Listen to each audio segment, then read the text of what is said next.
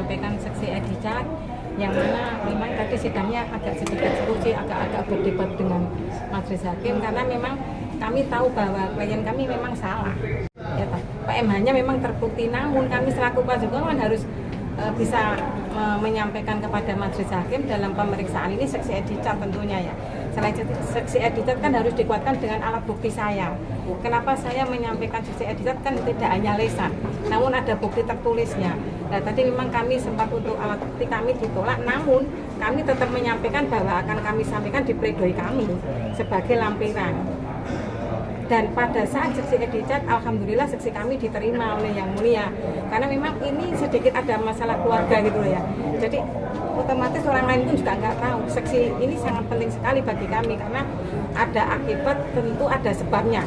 Kenapa sampai klien kami melakukan hal seperti itu yang sebenarnya melanggar hukum, yang sebenarnya salah. Namun dalam keadaan terpaksa karena tekanan setelah menikah dengan korban ini kan tadi disampaikan oleh saksi bahwa ditinggali hutang harus ini sampai maaf pindah agama, sampai ditentang orang tua pun, sampai bilang katanya hamil padahal nggak hamil, saking bucinnya sama korban sampai dilerak-lelain anaknya 2 ditinggal kurung, disuruh ngerawat orang tuanya yang mana orang tuanya hanya jualan gorengan gitu loh. Dari situ kan dari keadaan psikis terdakwa itu sebenarnya sudah goncang dulu, apalagi tahu setelah menikah bahwa si korban ini ternyata hanya anak angkat, seperti kena bom gitu loh. Bayangannya kan wah mungkin suaminya ini yang bucin, dia itu sudah punya rumah, anak tunggal kan.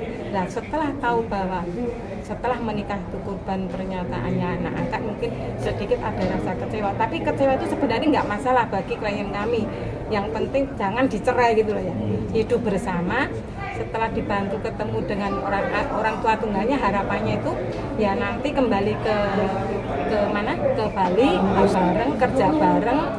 Orang tua itu kan seneng ya. Misalnya per bulan dibantu itu lah dilalah pulang pertama Jenita kan diteleponin nih sama yang masih hutang-hutang itu, akhirnya kembali ke sana menyelesaikan sampai di WA seperti tadi yang seperti bukti saya sampaikan di yang majelis hakim tadi, itu bukti aslinya ada Mas, catatannya semuanya ada. Jadi itulah yang menjadi pemicu sakit hati klien saya. Seandainya tidak ada ancaman cerai atau diusir dari keluarganya, mungkin nggak akan terjadi seperti ini. Ya, jadi itu saya sampaikan semuanya hanya supaya jaksa penuntut umum juga ada welas asih lah, bahwa klien saya itu seorang perempuan yang punya tulang punggung, punya anak 2, memang salah, saya akui salah, tetapi perlu ada keringanan. Dan apalagi korban terdakwa juga mau merawat korban apabila nanti dimaafkan, terus diberi dia mau membuat kesepakatan damai untuk diringankan. Tapi faktanya korban selalu katanya trauma ketemu terdakwa, sampai sidang ketiga kali pun kami juga belum ada itu gitu loh. Nah maka dari itu ya sudahlah, dijalani aja. Klien saya berdoa sama Allah, dan tadi sudah saya tanyakan kepada keluarganya yang menjadi saksi, apakah masih pada keyakinannya sedangkan dengan peristiwa seperti ini. Tadi disampaikan bahwa orang tua kami dari nenek leluhur kan kembali ke akidahnya yang dulu. Jadi seperti itu. Terus ini saya sarankan untuk banyak berdoa supaya ringan lah ininya itu. Mbak, dari fakta persidangan tadi saksi menyampaikan apa Mbak? Mungkin poinnya? Ya, saksi menyampaikan kenapa sebabnya sampai kakaknya terdakwa. Apa aja Mbak itu sebabnya mungkin? Ya, sebabnya tadi dia banyak yang menemukan bukti bahwa ada ditinggalin hutang, ada bukti perjanjiannya asli sehingga harus menjadi beban itu, ada bukti bahwa melalui email setelah menikah pun juga masih sering pesan kayak gitu. Jadi kami kan nggak berani ngomong kalau nggak ada bukti ya Mas ya. Ada bukti juga bahwa foto waktu pernikahan itu dengan mewah, dengan sangat, dan adat secara adat sana kan mahal Mas ya, harus banyak prosesinya harus dilalui semuanya.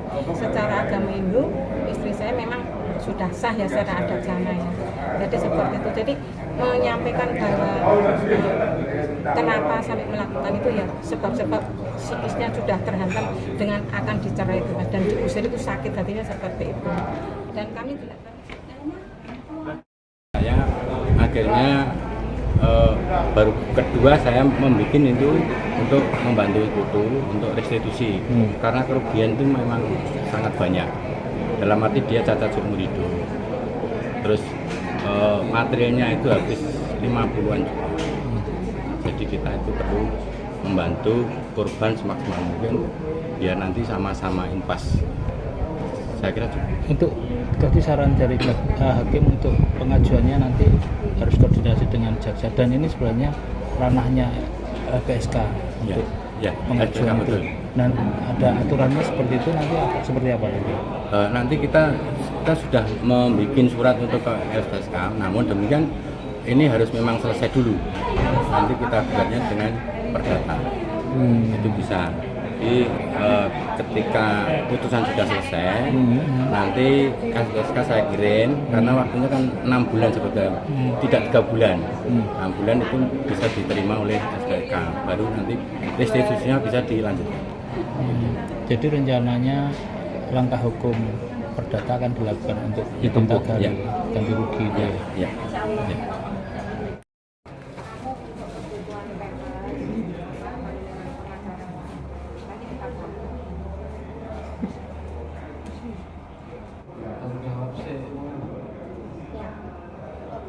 Tanggung jawabnya seperti apa Mas Dudu? Merawat saya pasti. Istilahnya janganlah istilah cuma omongannya aja.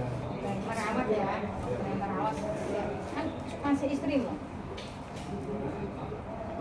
kan? Jadi mau merawat.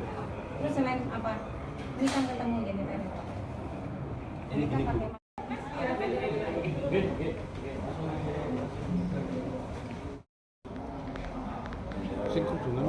Bisa lah.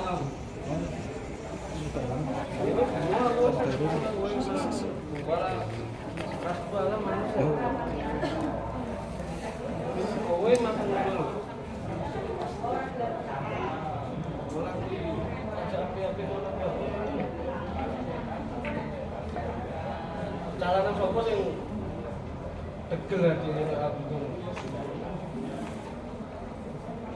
Siksa. Ini boleh wis calanan sing degel atine. Apa ya nek? Jawab sih. Enak apa ora? Hah? Ojo damai nggak apa-apa. Ya, dari itu nggak usah nggak damai, biar klien saya menjalani aja hukumannya. Nggak usah ribut di sini. Biar dijalani aja hukumannya udah selesai ya. Jangan bentak-bentak klien saya. Terus dihukum udah nggak usah. Biar menjalani hukumannya nanti seperti apa nanti tuntutan jaksa. Diminta apa lagi? Nggak ada 8 juta. Sedikit ya. Kan nggak boleh ada cepat. Iya, tapi kan nanti kalau ribut kan bikin anu kan menambah ribut cuma kami. Lihat saya memang suruh manggil lagi.